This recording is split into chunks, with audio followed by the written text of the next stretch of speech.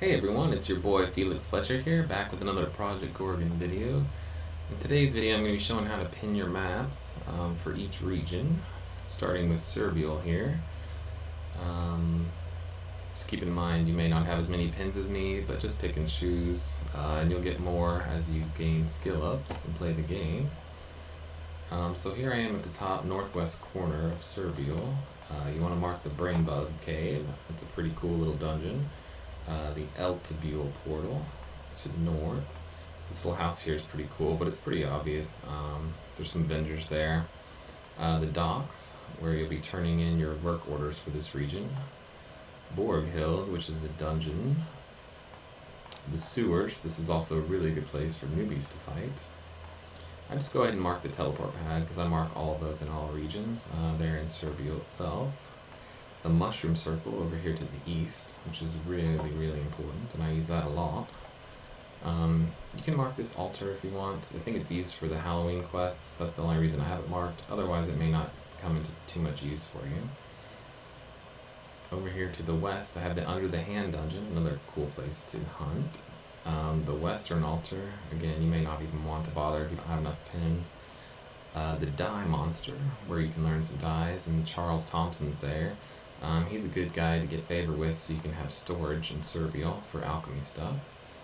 The actual crypt or graveyard, whatever you want to call it, is right there. That's a good dungeon too. Another teleport pad, the second one here in Serbule. And then finally the portal to Serbule Hills. And that pretty much wraps up Serbule. Alright, next let's talk about Serbule Hills, which can be found just south of Serbule Keep. One of the first things I have marked is the portal from Serbule here. The Hills Inn, which I think is a shield trainer, there's a cooking trainer. Outside there's a teleport pad, it's a pretty handy one. Over here you have the Spider Cave dungeon. You'll come through here if you want to travel from the Newbie Island. You can travel to and from the Newbie Island from there. Let's see. Over here to the east we have another teleport pad. Down here, you may not notice, but there's a Ranelon you can actually talk to, and he teaches Shaman. So that's a Shaman trainer. I also have Prayer Corner marked. There's some quests that refer you to that place. It's the only reason I have it marked. Straight south, we have another teleport pad. And then the Mushroom Circle that's here. That's a pretty useless one, because it's in a bad spot. Never really use that one, but it's nice to have it marked. Now over here there's a lot of stuff that you might miss, and it feels like an empty region, but over here you actually have Julius's farm, which was a point for some of the rabbit quests or something. I don't think they are anymore, but I just have it marked for that reason. A brewing trainer, this will be for your low level brewing. You'll want to get to know her. Then you have the Baroness, which gives you some quests in this region.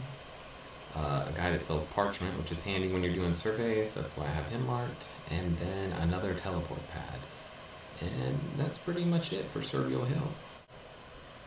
Alright, so here I am in Eltibule, probably one of the second areas you'll come to after Serbule.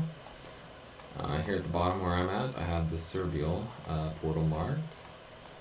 Over here to the west, I have the weird statue. I don't really use that, but I think tamers can use it. I just have it marked so I have some extra pins.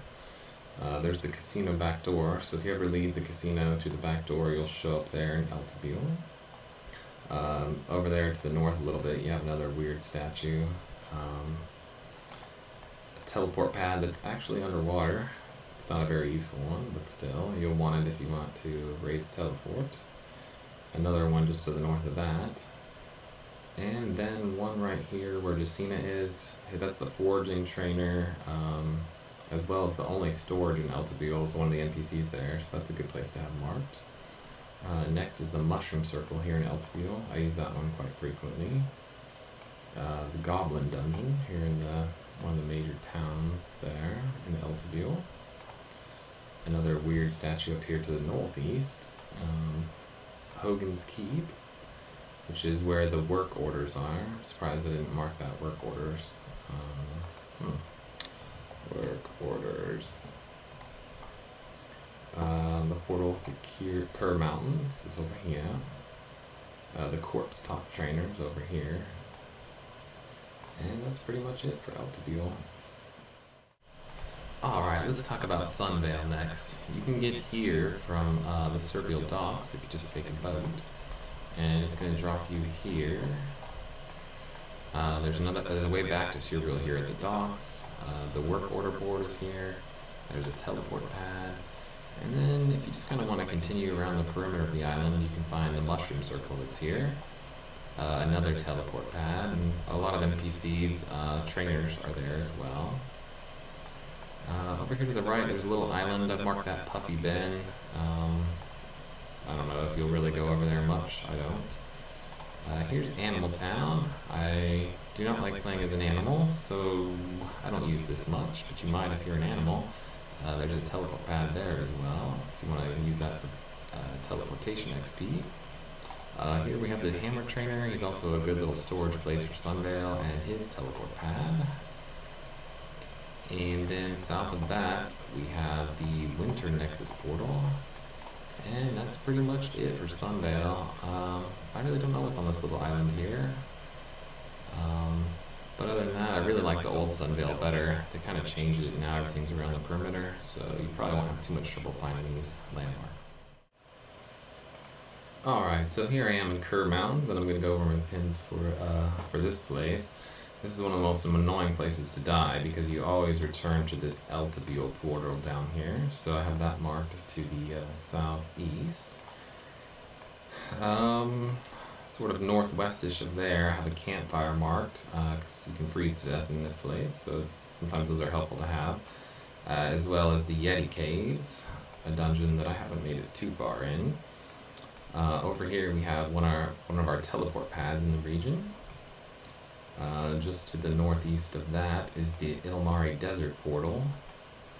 And then I have one of the Orc forts up here marked. The Endurance Trainer, that's pretty important, even for me as a mage. I went ahead and used him a little bit. A teleport on this northern shore. The Gazluk portal up here in the northeast corner. This region's kind of huge. So back over here we have the Wolf Cave, which is another dungeon. Teleport pad. Campfire here on the beach, I guess you would call it, even though it's snow. A teleport pad with all these houses. Now this is a really important area. I don't have any of these NPCs marked just because I know that they're in these houses here.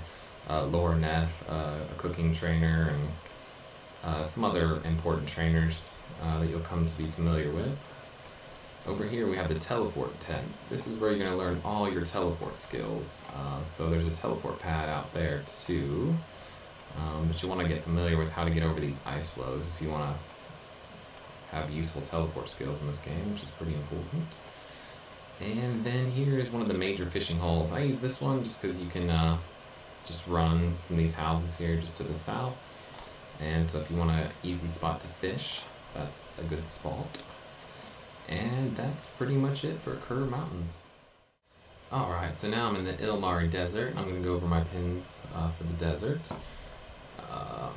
First off at the top here, I have the Rahu portal marked. That's pretty important. One of the oases, all those are pretty obvious, but I have extra pins. The Transmutation Trainer, this is going to be the good one when you start Transmutation to know where that's at. Let me just drink a beer real quick.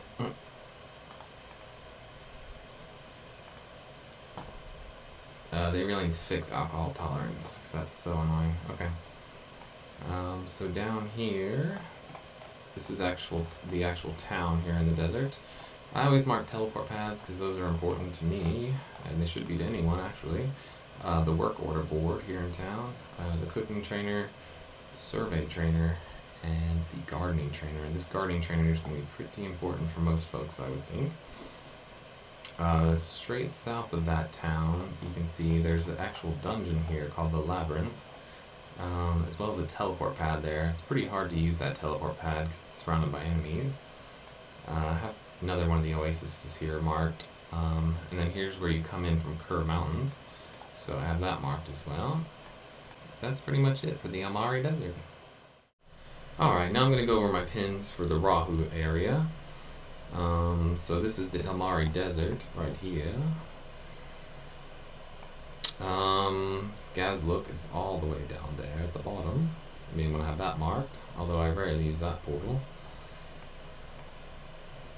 This is the Ankar Plateau. There's a lot of tough enemies there. I just have that marked in case I ever want to fight there.